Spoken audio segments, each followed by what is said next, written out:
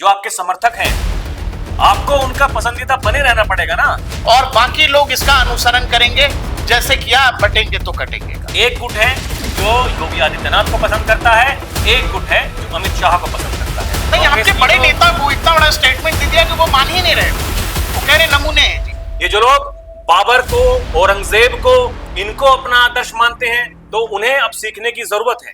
योगी आदित्यनाथ का एक पॉडकास्ट देते हैं एएनआई वाली स्मिता प्रकाश को, बड़ी पत्रकार हैं, सीनियर पत्रकार हैं।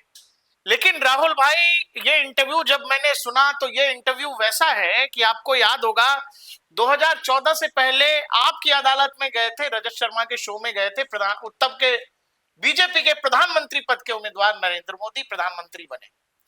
उस इंटरव्यू की चर्चा बहुत हुई थी और मतलब उससे पहले 10-15 साल में कुछ बड़े इंटरव्यूज जो हुए, उनमें से एक इंटरव्यू वो बताया गया जिसने टेलीविजन रेटिंग के सारे इतिहास तोड़ दिए। इवन भारत पाकिस्तान मैचों की जो टीआरपी होती है उससे ज्यादा रेटिंग उस शो की थी।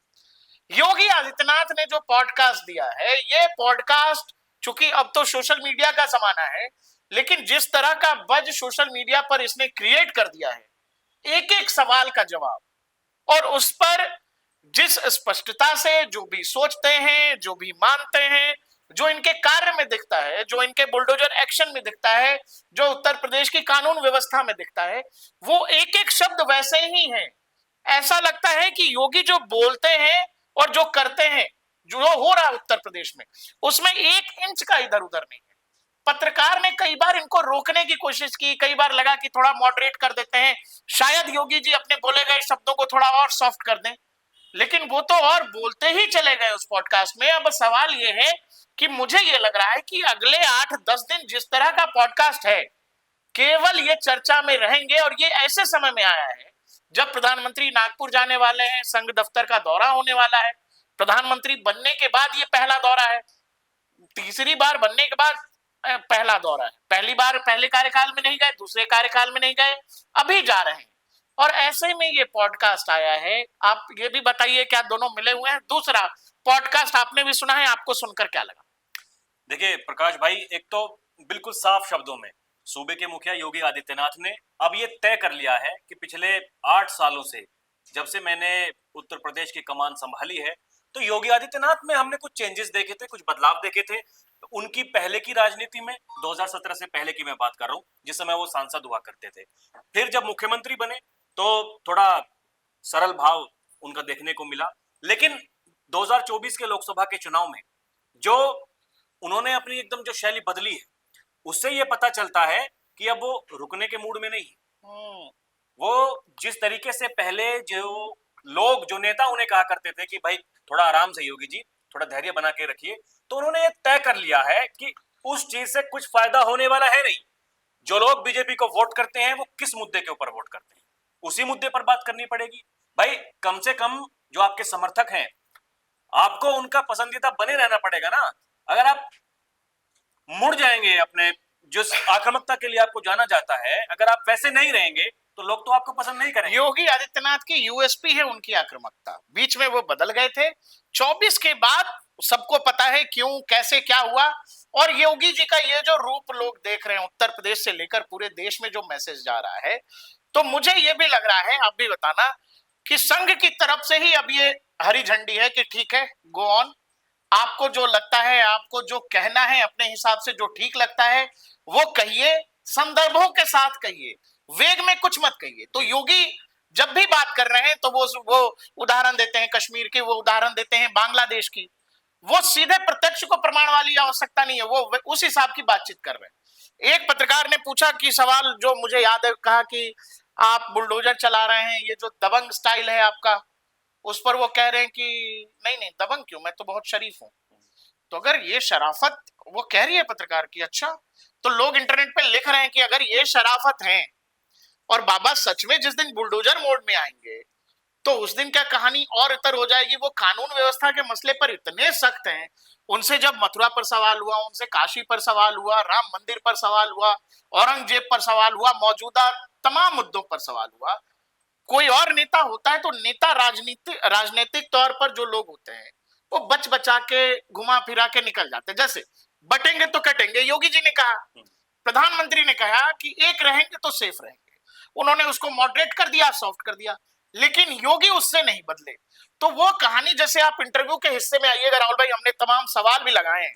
अब पहला सवाल स्मिता जी पूछती हैं उत्तर प्रदेश के कानून व्यवस्था पर कि योगी जी, आपकी सरकार को बुलडोजर एक्शन के लिए जाना जाता है, विपक्ष इसे लेकर सवाल उठाता है, आप क्या कहना चाहते हैं? योगी कह रहे हैं जो लोग कानून को हाथ में लेते हैं उन्हें उसी की भाषा में समझाना पड़ता है जो वे समझते हैं। क्या मतलब है इसका? मतलब बिल्कुल साफ कह रहे हैं। देखिए, इसी पूरे के पूरे पॉडकास्ट के दौरान जब उनसे सवाल जवाब जब हो रहे थे, तो उन्होंने कहा कि भाई जो न्यायालय है, आप उनका सम्मान नहीं करते हैं। वो कह रहे सम्मान तो कर रहे हैं, तभी तो काशी और मथुरा अभी उनके दायरे में है ना, हम वहां पर नहीं पहुंचे हैं। लेकिन इसके अलावा जब उन्होंने ये कहा कि जो जिस भाषा में समझेगा उसको उसी भाषा में समझाया जाएगा, तो कई बार पहले भी कह चुके हैं, लेकिन अब जब स्पष्ट तौर पर ऐसा कह रहे हैं, तो ये उनका जो बयान आज जो आया प्रकाश भाई, अपने आप में महत्वपूर्ण इसलिए हो जाता है। अब देखिए ना, पिछले एक हफ्ते से जो ड्रामेबाजी चल रही है, मैं ड्रामेबाजी कहूंगा इसे, सोशल मीडिया पर हम ये बार बार किसी नेताओं को सपने आते हैं कि भाई उत्तर प्रदेश की गद्दी बदलने वाली है, कोई और वहां पर बैठने वाला है, योगी जी दिल्ली चले जाएंगे, या फिर दिल्ली योगी जी को जाना होता तो 2024 के चुनाव में जब मंत्रिमंडल का विस्तार हो रहा था या मंत्री बन रहे थे तब ना जाते। अब योगी जी वहां जाकर के क्या करेंगे? इसके अलावा कुछ लोग कह रहे हैं कि जहां से आए मठ में वापस चले जाएं। बहुत बड़ा ये, मैं कहूं तो एक तरीके से माहौल बनाने की कोशिश की जा रही है योगी के खिलाफ। खुद पार्टी के भीतर के नेता हैं, वो योगी के खिलाफ बोलते हैं, वो कह रहे हैं सबसे भ्रष्ट सरकार है योगी सरकार।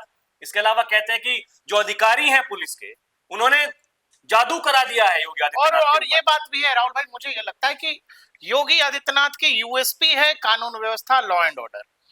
और वो जब भी इस तरह के राजनीतिक मर्यादा में उनको बांधने या एक तरह से जकड़ने की कोशिश हो रही है चक्रव्यूह में, तो वो फिर उन बातों के साथ जनता के बीच एक मैसेज देने की कोशिश करते हैं। और जनता जब आपके साथ है, किसी भी लीडर के साथ जब जनसमूह हो जाता है, जनादेश होता है, तो फिर उस तरह की कॉन्स्पिरेसी काम आती नहीं है। आगे देखिए, वो कह रहे हैं कि 2017 से पहले यहां दंगे होते थे, व्यापारियों को डर था, आज दंगाइयों को डर है, व्यापारी सुरक्षित है, हमने 222 माफियाओं को ढेर किया है, 79,000 से ज्यादा अपराधियों पर कार्रवाई की है, ये हमारा तरीका है व्यवस्था बनाने का। अच्छा, व्यवस्था बनाने का कुछ लोगों का तरीका ये है कि बात मत करो, इस पे बोलो मत, इस पे कोई बात मत करिए, चुप्पी लाद लीजिए, मीडिया रिपोर्ट भी नहीं होनी चाहिए। योगी आदित्यनाथ सामने से कह रहे हैं कि नहीं जी, हमने ये किया है। योगी आदित्यनाथ देखिए एक बड़ी बात वो कह रहे हैं, वो कह रहे हैं कि जब 2017 से पहले दंगे होते थे तो उसमें केवल हिंदू पक्ष के जो लोग हैं केवल वही उसमें प्रताड़ित नहीं होते थे, भाई जो मुस्लिम समाज के लोग हैं उनके भी घर जलते थे। एकदम ठीक बात। दिक्कत सबको होती थी। तो अगर दंगे नहीं हो रहे हैं 2017 के बाद में, तो इसका मतलब तो यह है कि कानून व्यवस्था जो है दुरुस्त है।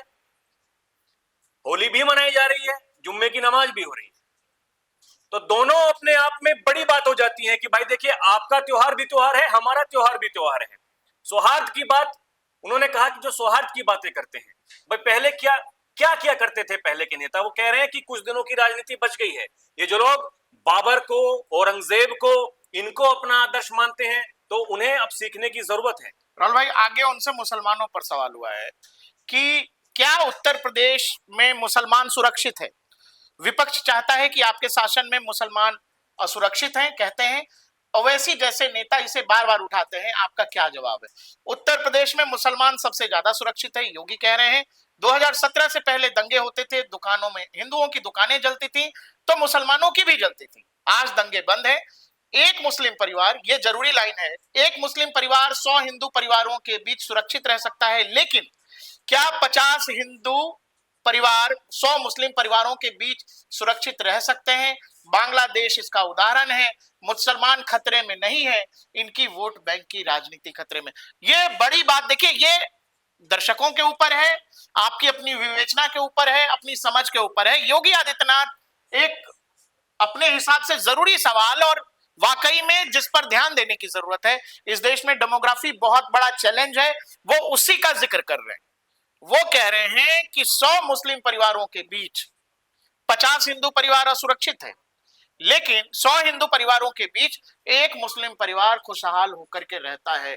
ये तो बहुत बड़ा स्टेटमेंट है और उन्होंने बांग्लादेश का जिक्र भी कर दिया। बिल्कुल देखिए, और जो इन्होंने जो बात कही थी सबसे पहले जब अपने भाषण के दौरान कि भाई बटोगे तो कटोगे, जो हाल बांग्लादेश में हो रहा है कल को यहाँ भी हो सकता है, वही एकदम साफ शब्दों में क्लियर बिल्कुल कह रहे हैं कि देखिए जो हमारे पड़ोसी देश में जो हो चुका है वो यहाँ भी हो सकता है, बशर्ते सही कह रहे हैं। देखिए जहां भी भाई बहुतायत में हिंदू रहते हैं, वहां कोई मुस्लिम समाज का किसी भी परिवार समाज अगर का, रह रहा किसी है भी समाज तो का। उसे कोई दिक्कत नहीं होती। अब देखिए ना, यही उत्तर प्रदेश में लोग रह रहे हैं भाई, आराम से एकदम भाईचारे के साथ में रह रहे हैं, कोई दिक्कत है नहीं भाई। अगर जुम्मा है तो होली भी है, दिक्कत कुछ नहीं है। खुद ही वो लोग क्या देखिए, कितनी बड़ी बात वहां पर जो मौलाना लोग थे वहां के, उन्होंने कहा कि भाई हमें कोई दिक्कत है नहीं, अगर 2 बजे तक होली का रंग अगर खेला जाना है तो उसके बाद में हम अपनी नमाज पढ़ने के लिए घरों से बाहर निकलेंगे, कोई दिक्कत है नहीं। तो यही तो जरूरत है, इसी भाईचारे की जरूरत तो है। उससे पहले तो कहा जाता है कि वहां पर होली अच्छा ही नहीं बनती थी। राहुल, कोई और नेता जैसे होता तो इसको डॉच कर सकता था, इस पे बात नहीं करता, इग्नोर कर देता, लेकिन इस स्पष्टता से बात कर रहे हैं तो इसके दो पहलू हैं। एक तो कि Yogi Adityanath style of politics ऐसी ही है, दूसरा ये बीजेपी को भी सूट करता है राजनीतिक तौर पर। क्या इसका ये भी मैसेज है कि संघ की तरफ से भी एक हरी झंडी है, संघ भी मोदी के बाद जो लीडरशिप चाहता है वो योगी आदित्यनाथ में देख रहा है, और ये जो है उनका टेस्टिंग फेज है जिसमें योगी आदित्यनाथ को ये बताना पड़ेगा, देश को भी दिखाना पड़ेगा और संघ को भी बताना पड़ेगा कि भाई मैं उस भविष्य की जिम्मेवारी के लिए धीरे धीरे तैयार हो रहा हूं। आपको याद होगा नरेंद्र मोदी सद्भावना मिशन पर बैठे थे एक दिन का हड़ताल पर अपने जन्मदिन के अवसर पर, और एक मौलाना साहब आए, उन्होंने कुछ चादर वादर भेंट की और उसके बाद टोपी पहनाने की कोशिश हुई, उन्होंने टोपी पहनने से मना कर दिया। आज भी इंटरनेट पर वो क्लिप वायरल होता है। योगी आदित्यनाथ देखिए, चूंकि देश में अभी कोई चुनाव है नहीं, उत्तर प्रदेश में उपचुनाव थे, हो चुके, 2 साल 2.5 साल बाद चुनाव है, फिर भी इस तरह का आक्रामक इंटरव्यू, चाहे हम जानते हैं कि आपकी भाषा शैली यही है, आप ऐसे ही बात करते हैं, लेकिन देश में राजनीति जैसे चलती है, राजनीति का जैसा मिजाज है, उसमें ये जो है ना बहुत कॉन्ट्राडिक्ट है, आफत जैसा सिचुएशन है। और नेताओं का इस पर जवाब दे पाना, विपक्ष तो इस पर मुझे नहीं लगता कुछ बोलेगा इस पूरे कहानी पर, लेकिन बीजेपी के नेताओं के लिए भी असमंजस की स्थिति है क्या? बिल्कुल प्रकाश भाई, मैं उसी बात पर आ रहा था कि अब देखिए प्रधानमंत्री मोदी जी जा रहे हैं संघ के मुख्यालय में, ये अपने आप में बड़ी बात है। जब से प्रधानमंत्री बने हैं गए नहीं है, अब जा रहे हैं क्योंकि जेपी नड्डा जी जो बीजेपी के अध्यक्ष हैं उनका कार्यकाल पूरा हो चुका है, उन्हें पहले ही एक्सटेंशन मिल चुका है। अब बीजेपी को कोई ना कोई अध्यक्ष बनाना पड़ेगा। अभी तक बीजेपी के भीतर क्या हो रहा था, देखिए कि जो मोदी ने कह दिया, अमित शाह ने कह दिया, वही हो रहा है। संघ क्या चाहता है? संघ ये चाहता है कोई ऐसा अध्यक्ष बने कि संघ की भी चले। उनकी पसंद का जब भी कोई मुख्यमंत्री बनता है, कोई मंत्रिमंडल का विस्तार होता है, तो जो संघ के लोग हैं, जो उनकी चाहत है, वो माने बीजेपी, और यही देखिए वो बड़ा कारण है। अब बड़ी चर्चाएं चल रही हैं कि भाई क्या होगा योगी आदित्यनाथ का, कोई लोग कह रहे हैं उनकी कुर्सी तो खतरे में है, वो जाने वाली है।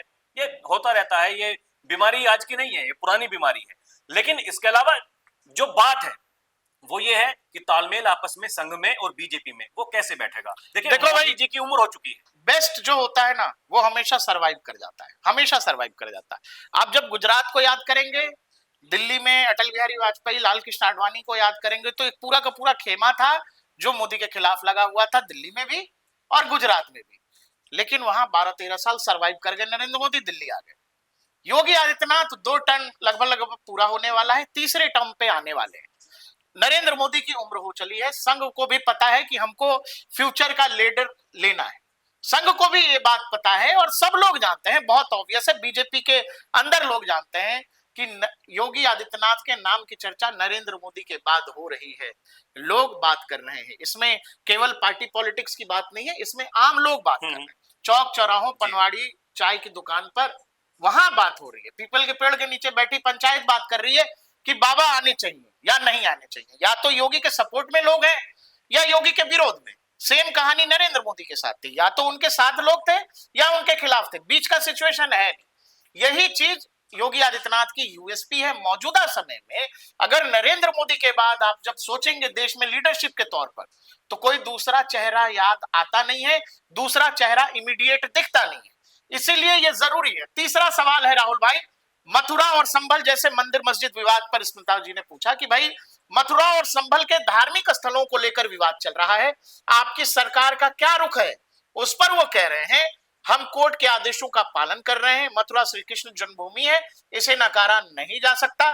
संभल में 64 तीर्थ स्थल थे, हमने 54 ढूंढ लिए हैं, जो भी हैं उन्हें और ढूंढा जाएगा, दुनिया को दिखाया जाएगा। इस्लाम कहता है हिंदू मंदिरों पर मस्जिद बनाना गलत है, हम कानून के दायरे में रहकर काम कर रहे हैं। इस दौरान बातचीत के दौरान उन्होंने, स्मिता जी ने पूछा शायद आपने 18-17 ढूंढ लिए हैं, कह रहे नहीं 54 ढूंढा है और 68 होना है अभी। उस पर फिर मथुरा पर सवाल किया कि मथुरा का क्या है, तो मथुरा पे कोठी की तो मान रहे, नहीं मान रहे तो अब तक तो क्या हो जाता। तो ये जो है अब तक तो क्या हो जाता, इसमें विवेचना करने की बात है, जिसको जो समझना है समझो।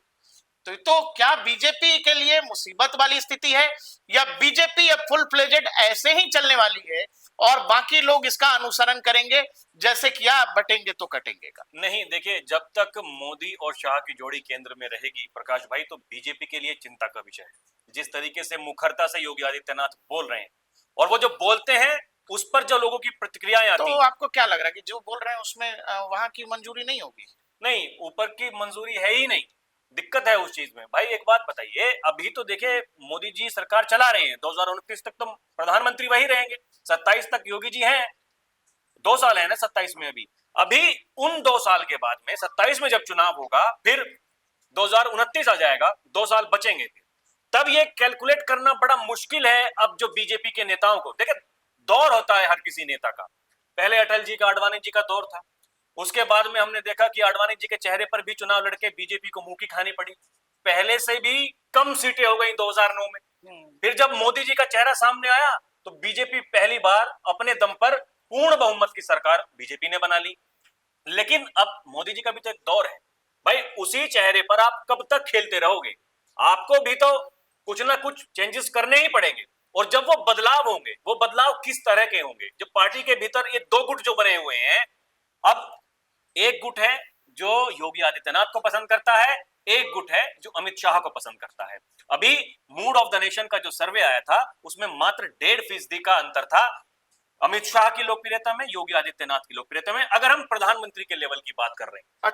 अच्छा राहुल भाई, अगर मतलब जहां तक मेरी राय है कि 2024 लोकसभा चुनाव के बाद एक कोर्स करेक्शन तो हुआ ही है बीजेपी में। दूसरा ये कि योगी आदित्यनाथ हो या हेमंता बिश्व शर्मा हो, अन्नामलाई हो वहां साउथ वाले, या मोहन यादव हो मध्य प्रदेश वाले, इन जैसे तमाम जितने बड़े नेता हैं, आक्रामक नेता हैं, जो प्रॉपर राइट विंग एकदम सामने से रखते हैं, मुझे लगता है कि संघ की तरफ से भी और ऊपर से भी, नरेंद्र मोदी अमित शाह के स्तर पर भी ये बात अब तय हो गई है कि नहीं जी, आपकी जो लाइन है वही लाइन है। क्योंकि आपको जब ये कहा गया बटेंगे तो कटेंगे, तो आपने उसको कहा कि एक रहेंगे तो साथ रहेंगे, आपने उसको रिपीट नहीं किया, लेकिन आपने उसको थोड़ा मॉडरेट कर दिया, सॉफ्ट कर दिया, और आपने उनका चुनाव में फायदा लिया है। आपने बांग्लादेश की तस्वीर लोगों को दिखाई है और उसका इंपैक्ट यहां रहा है, तो इसका श्रेय योगी आदित्यनाथ को जाता है। आप जब आ रहे थे 2014 में, आपने कहा अच्छे दिन आएंगे, तो उस अच्छे दिन का रिजल्ट हमें 2014 में दिखा।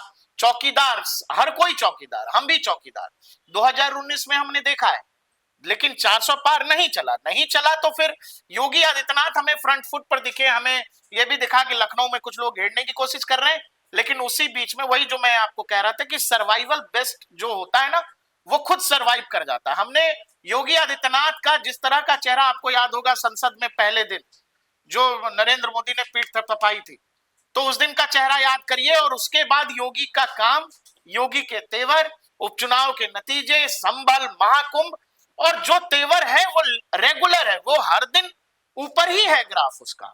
वो आज अगर हमको आक्रामक लग रहे हैं तो संभव है 2 दिन 4 दिन बाद कहीं और इंटरव्यू देंगे तो और आक्रामक लगेंगे, वो ग्राफ थोड़ा और ऊपर ही जा रहा है। तो मुझे ये लगता है, चूंकि संगठन की पार्टी है बीजेपी, संभव है राज्य में बहुत सारी परेशानी हो सकती है, लेकिन जब तक ऊपर से ओके नहीं होगा कि ठीक है भाई साहब आप करो जो करना है, उस हिसाब का अगर ओके नहीं होगा, तो मुझे नहीं लगता योगी जी ऐसा कर पाएंगे। बाकी ये जो लाइनें हैं जो लगातार मुख्यमंत्री के ट्विटर हैंडल से ट्वीट हो रही है, जो जैसा समझेगा उसको उसी भाषा में समझाएंगे। नरेंद्र मोदी पर, पाकिस्तान पर सवाल हुआ था नरेंद्र मोदी से कि पाकिस्तान नहीं मान रहा है, क्या करना चाहिए, तो उसको उसी की भाषा में जवाब देना चाहिए। फिर पूछा पत्रकार ने, नहीं समझा, क्या कह रहे हैं आप, तो कह रहे हैं बोल तो दिया, उसको उसी की भाषा में जवाब देना चाहिए। ये सेम थॉट प्रोसेस है। नरेंद्र मोदी जब चीफ मिनिस्टर थे तो यही भाषा थी, यही रुआब था। प्रधानमंत्री हो गए तो 50 चीजें हैं जिम्मेवारी में आदमी सॉफ्ट हो जाता है। अभी चीफ मिनिस्टर है योगी आदित्यनाथ, तो ये भी यही कह रहे हैं कि जो जैसे समझेगा वैसे समझाएंगे। स्मिता प्रकाश ने कहा कि बुलडोजर पे तो रोक है, बुलडोजर लेकिन फिर भी चल रहा है, नागपुर में भी चला है, तो कह रहे हैं हाँ तो क्या करें, जो जैसे समझेगा वैसे समझाएंगे। देखिए बिल्कुल साफ है प्रकाश भाई कि क्या 2024 का जब लोकसभा चुनाव, देखिए अभी भी उसके चर्चाएं उसकी होती हैं। 2024 के लोकसभा चुनाव में बीजेपी को ये उम्मीद थी कि भाई उत्तर प्रदेश में हम 76 सीटें जीत रहे हैं, अपने दम पर जीत रहे हैं, बाकी एक दो सीट जो सहयोगी दल है वो जीत लेंगे, यानी जो 80 सीटों की जो बात की जा रही थी, कम से कम 78 सीटें हम जीत लेंगे। लेकिन आपने जीती कितनी? 33। हमने देखा कि लोकसभा चुनाव के दौरान भाई जगह जगह जो जातिगत पंचायतें हो रही हैं, ये देखने में आ रहा है कि भाई लोग रूठे हुए हैं, कहीं ठाकुर समाज नाराज है, कहीं जाट समाज नाराज है, कहीं कुर्मी समाज नाराज है। तो यही अभी कुछ दिनों पहले देखिए यही तो बात निकल करके सामने आई कि वो जो समाज नाराज थे वो क्यों नाराज थे, उनकी नाराजगी का कारण क्या था, वो कौन था कि भाई जो प्रधानमंत्री मोदी को हराना चाहता था, उसका सवाल भी आज हुआ था। तो यहां पर कहा आज योगी आदित्यनाथ ने इस इंटरव्यू में कि प्रधानमंत्री मोदी को नुकसान पहुंचाने के लिए विदेश से फंड आ रहा था, लोगों ने और खूब इस्तेमाल हुआ, खूब उसका इस्तेमाल हुआ। लेकिन उसका आरोप देखिए किसके ऊपर मढ़ दिया गया, वो योगी आदित्यनाथ के ऊपर मढ़ दिया गया कि भाई सूबे के मुखिया योगी आदित्यनाथ ने चिट्ठी भेजी थी वो 35-36 उम्मीदवारों की कि भाई इनको टिकट मत दीजिएगा, इनका जो प्रभाव है वो जनता के बीच में नहीं है, लेकिन उसके बावजूद अमित शाह जी ने उन्हीं को टिकट दिया।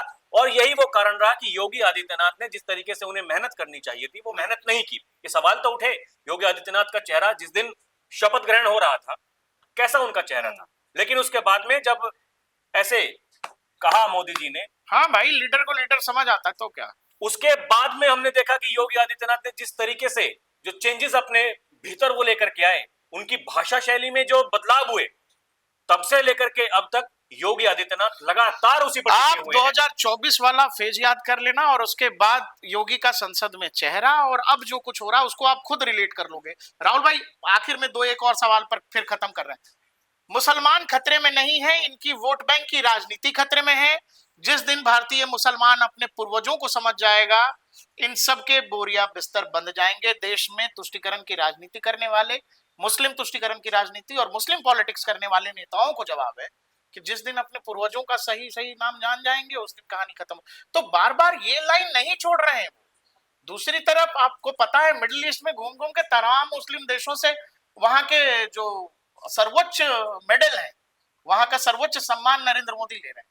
लोग ये तो सवाल उठाएंगे, ये तो मतलब मुश्किल चीजों में हाथ डाल रहे हैं योगी आदित्यनाथ। नहीं देखिए लाइन है योगी आदित्यनाथ की यही, पहले से इसी पर खेलते आए हैं। हाँ कुछ समय के लिए जरूर रुक गए थे, लेकिन उन्होंने देख लिया कि अगर आप जिस देखिए जिस शैली में लोग आपको पसंद करते हैं, जिस रूप में लोग आपको देखना चाहते हैं, अगर आप उससे अलग होंगे तो लोग तो ये कहेंगे ना कि भाई आपको इसलिए हमने वोट नहीं दिया था, योगी जी आपको इसलिए हमने वोट नहीं दिया था। लोग मोदी जी को कहते हैं कि भाई आप बात करते हैं सबका साथ सबका विकास की, अभी देखिए मोदी जी ने कहा कि भाई हम तोहफा देंगे जो मुस्लिम समाज के लोग हैं ईद के उनको, मौके पे। हाँ मोदी की सौगात जाएगी ईद के मौके पर।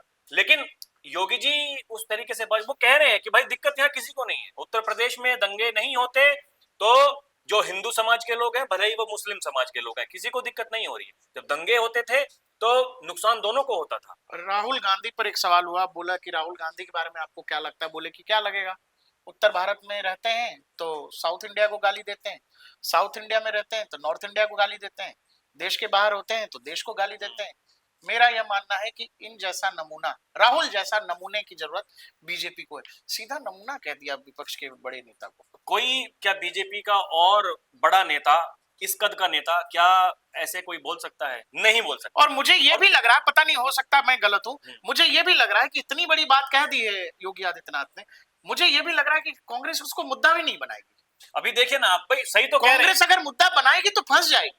नहीं कांग्रेस देखिए क्या क्या मुद्दा बनाए, कांग्रेस तो जो भी मुद्दे बना रही है सब उन पर उल्टे पड़ रहे हैं। नहीं, आपके बड़े नेता को इतना बड़ा स्टेटमेंट दे दिया कि वो मान ही नहीं रहे कुछ, वो कह रहे नमूने हैं जी। इस पर मुझे अभी तक किसी कांग्रेस नेता का कुछ रिएक्शन नहीं। हो सकता है क्या पता अभी थोड़ा सो करके जगे हों, थोड़ा देखेंगे मीडिया में क्या चल रहा है, उसके बाद में वो थोड़ा देखेंगे कि भाई यहाँ अभी कहने की जरूरत है या फिर कुछ दिनों बाद कहने की जरूरत है, लेकिन मुद्दा तो बन सकता है, वो अलग बात है। लेकिन देखिए ना, राहुल गांधी जो कह रहे थे जब वो हार गए थे अमेठी से चुनाव और चले गए थे दक्षिण में, तो वहां जाकर के उन्होंने क्या कहा था कि भाई मुझे जो आपका विवेक है, जो हाँ, साउथ में रहने वाले वो लोग हैं, विवेक उधर वालों हाँ, का नहीं है। वो उनका नहीं है, उनके अंदर सोचने समझने की शक्ति नहीं है। वही रायबरेली सीट से चुनाव लड़े और भर भर के लोगों ने वोट दे दिया राहुल गांधी को। तो ये क्या है, आप मतलब क्या कहना क्या चाहते हैं? दर्शकों, एक सवाल आपको पता है, होली और जुमे की नमाज साथ साथ थी, बहुत विवाद हुआ, पूछा गया मुख्यमंत्री से। मैं वही कह रहा हूं कि राजनेता राजनीति में कई बार बाउंसर पर बैठ जाते हैं, अगर शॉर्ट पिच गेंद है छोड़ देते हैं, कई बार आदमी जाने देता है बॉल को विकेट कीपर के पास। हर शॉट खेल रहे थे उस पॉडकास्ट में, कुछ नहीं छोड़ा इन्होंने, कोई सवाल जाने नहीं दिया, और जिसमें लगा कि पत्रकार सॉफ्ट करने की कोशिश कर रहा है, उसमें करे ना जी ऐसे ही है। सवाल हुआ कि होली के रंग की बात कही इन्होंने, बोला कि क्या दिक्कत है उसमें। स्मिता जी ने कहा कि कई जगह रंग पड़ जाते हैं, तो उन्होंने कहा तो धुलवा तो देता है प्रशासन, प्रशासन रंगवा देता है उसको। आप पता करिए सबसे ज्यादा रंग बिरंगे कपड़े कौन पहनता। वो आगे कह रहे हैं राहुल भाई, यहाँ ट्वीट है, हिंदू से ज्यादा रंग बिरंगे कपड़े मुसलमान पहनते हैं, तो फिर रंग से परहेज क्यों है। ये तो दोहरा आचरण है, रंग बिरंगे कपड़े पहने लेकिन रंग पड़ जाए तो हाय तौबा मचाते हैं। ये नहीं हो सकता है, ये वाकई में नहीं हो सकता। योगी आदित्यनाथ के सिवा कोई कर भी नहीं सकता है। दर्शकों, हमने पूरा जो पॉडकास्ट था उसका सार आपके समक्ष रखने की कोशिश की, और योगी आदित्यनाथ जिस ठसकता से बोल रहे हैं, ठसक के साथ बोल रहे हैं, ये सब कुछ बहुत सारे सवाल भी पैदा करता है, और साथ ही ये भी कहता है कि क्या संघ और बीजेपी ने एक मत बना लिया है कि अब रास्ता वही होगा, हिंदुत्व वाला, हार्डकोर हिंदुत्व की बात करेगी बीजेपी। दिल्ली में रहकर नरेंद्र मोदी की चाल अलग हो सकती है, लेकिन जो राज्यों के अलग अलग मुख्यमंत्री हैं, और खासकर योगी आदित्यनाथ, चूंकि इनको संघ का, बीजेपी का भविष्य का चेहरा बताया जा रहा है, नरेंद्र मोदी के बाद एक बड़ा तबका है जो ये चाहता है कि योगी आदित्यनाथ प्रधानमंत्री की कुर्सी पर बैठे, उनको लेकर क्या आपको ये कोई भविष्य की तैयारी लग रही है? आपने योगी आदित्यनाथ का ऐसा आक्रामक रूप बहुत बार देखा होगा, लेकिन अभी देश में कोई चुनाव नहीं है राहुल भाई, कहीं कुछ होना नहीं है, इस चीज से बचा जा सकता है, लेकिन बावजूद इसके ये स्पष्टता है। आप इसको कैसे देखते हैं, क्या ये सही है, ये गलत है? हमें कमेंट सेक्शन में जरूर बताइएगा। मुझे और राहुल भाई को दीजिए इजाजत। देखते रहिए डीएनपी इंडिया, हर खबर भरोसे के साथ।